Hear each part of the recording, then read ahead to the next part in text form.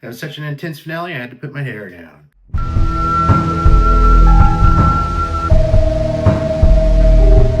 First off, my favorite thing of this entire episode is Taylor Sheridan connects Yellowstone to Hell or High Water. And Rip looks at him and says, "Son, you would think there were 10 of me."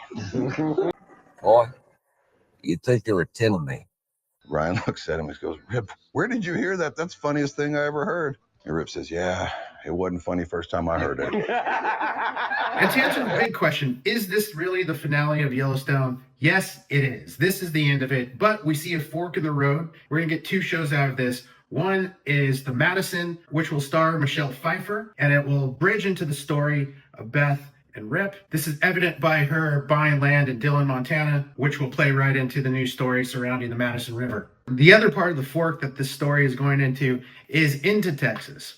One, we get more Travis in this episode, which, connecting with last episode, has set him up to be a major character in this universe. We also get Teeter and Walker being drawn into the Texas environment along with Jimmy. So this is going to be the 4/6 show based around that ranch and Travis's company. Now to answer the symbolic question, the prophecy is fulfilled. The prophecy of 1883 has been fulfilled. We know in 1883 that Jake promises, although probably willy-nilly promises, the chief Spotted Eagle that the land will return to American Indians after 7 generations of the Duttons owning the land. Tate is that 7th generation, and him earlier in the season saying he really doesn't want to run the whole thing, only part of it, was kind of his acknowledgement to Kayce to let the land go, and himself being Native American. Kayce's vision has also come to fruition. He realized that he didn't have to pick between his family and the ranch, that there is a way that both could continue. Either that it's a massive psyop by the tribe to get him to think that the wolf is telling him something it wasn't. Either way,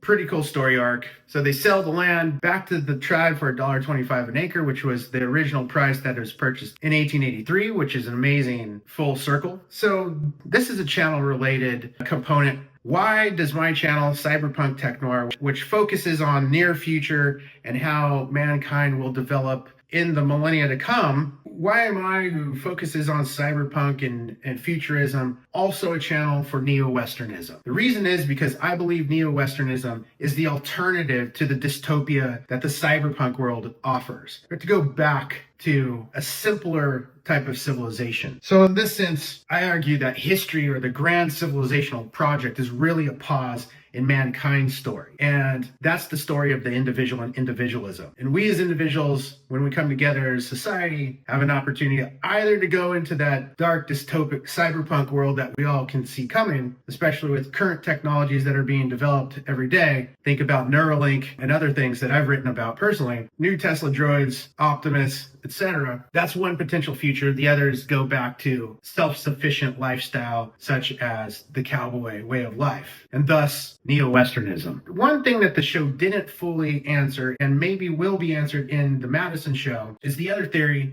that I had about the two boys, Tate and Carter. If you notice earlier in the season, at the end of the last season, they both broke opposite hands. So you could think of them as only being able to work together as one. We'll see if this plays out in the Madison show, but Yellowstone left it open. So the land ends with no cows, yet no condos, yet no cows. And this, again, is kind of my dichotomy between the cyberpunk future or a neo-Western future. We can think about civilizations in epochs, pre-modern, modern, and post-modern. The choice really is to abandon the modern grand civilizational project of settling and building things on top of that, and going into a postmodern simulacra, which is a farce of itself.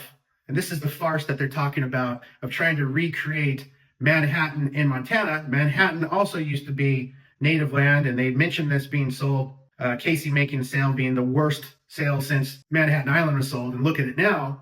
This is the same dichotomy that I'm discussing, that Taylor is illustrating in this show. You can forego that postmodern next step, but you can't keep what you have. The modern is a false pause. In this sense, you have to go back to the pre-modern. You even see this type of symbolism, the postmodern symbolism of the shovel. Today, this shovel is going to work, which is a rejection of that postmodern future of man becoming a shell of himself. We can get in the philosophy of Jean Baudrillard or something like that, but it's pretty clear. The options are you press forward from the modern into the postmodern, at which point everything becomes paved, everything becomes a cheap replica of New York City or Los Angeles, or you go back to the pre-modern. And there's no condos, yet there's no cows. We get one of the major significations of this show once again, one last time, one last trip to the train station. We also get a Hollywood ending. Ryan gets his Hollywood ending, and that's something that everyone can kind of grab onto and say, okay, well, at least we have that. It didn't work out for Teeter, but it works out for Ryan. So half the time you might win when it comes to seeking a Hollywood ending. You know, we get the closing up the shop. We see some disrespectful images in this, but alas, it is saved by the right-hand man of Chief Rainwater. He runs off the kids to say, no, these were the protectors of the land, and we're going to respect their burial ground. Even though maybe the white man didn't respect the burial grounds of us, we're not going to do the same thing. And that's the conclusive arc of at least the 1883 to Yellowstone component of this epic Sheridan story. And we have a great splitting of the road here, and where we're going to go with the next couple of shows. It was an excellent way to end this, especially considering everything that happened with Kevin Costner.